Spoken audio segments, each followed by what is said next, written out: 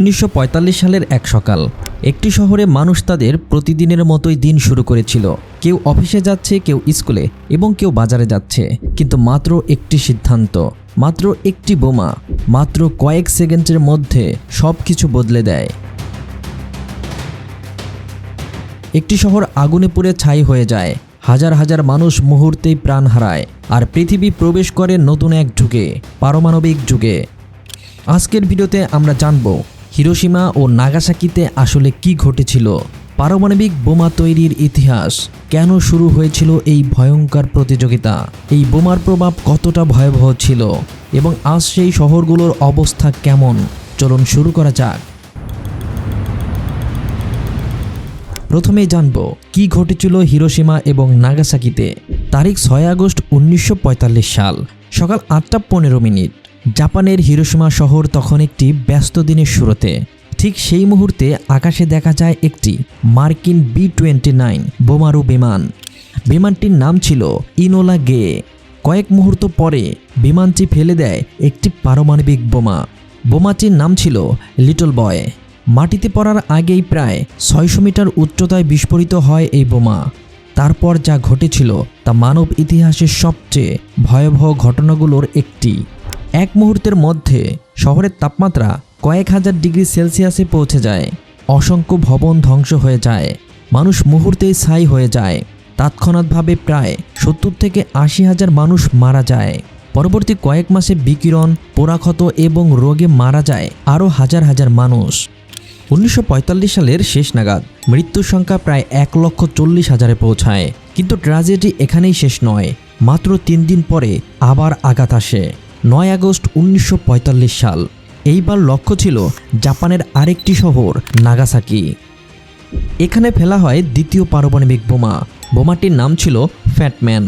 এই বিস্ফোরণে তাৎক্ষণিকভাবে প্রায় 40,000 মানুষ মারা যায়। 1945 সালের শেষ নাগাদ মৃত্যুর সংখ্যা দাঁড়ায় প্রায় 70,000। এবার জানব পারমাণবিক বোমা আবিষ্কারের ইতিহাস। এই ভয়ঙ্কর অস্ত্র তৈরির গল্প শুরু হয় 1939 সালে। বিখ্যাত বিজ্ঞানী আলবার্ট আইনস্টাইন এবং লিও সিজিলার্ড যুক্তরাষ্ট্রের প্রেসিডেন্ট ফ্রাঙ্কলিন ডি রুজভেল্টকে একটি চিঠি লেখেন। সেই চিঠিতে সতর্ক করা হয় নাৎসি জার্মানি হয়তো পারমাণবিক বোমা তৈরির চেষ্টা করছে। এই খবর পাওয়ার পর যুক্তরাষ্ট্র উদ্বিগ্ন হয়ে পড়ে। তারপর শুরু হয় ইতিহাসের অন্যতম বড় বৈজ্ঞানিক প্রকল্প, ম্যানহাটান প্রজেক্ট। 1942 সালে এই প্রকল্প আনুষ্ঠানিকভাবে শুরু হয়। এতে যুক্তরাষ্ট্র, যুক্তরাজ্য ও কানাডার হাজার হাজার বিজ্ঞানী কাজ করে।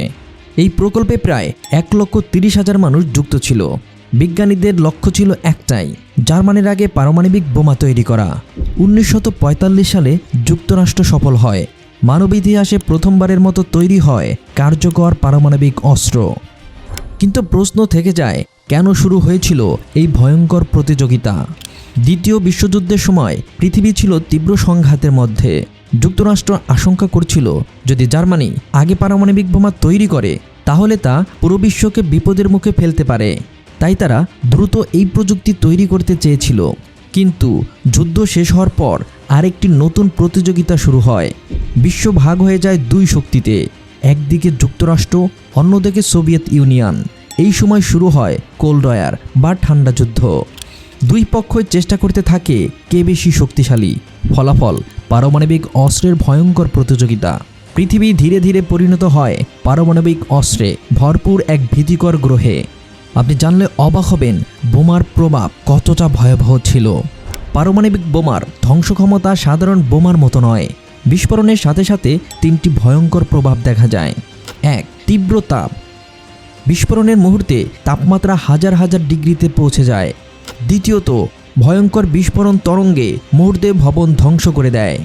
তৃতীয়ত, তেজস্ক্রিয় বিকিরণ, যা দীর্ঘমেয়াদী মানুষের শরীরে মারাত্মক প্রভাব ফেলে।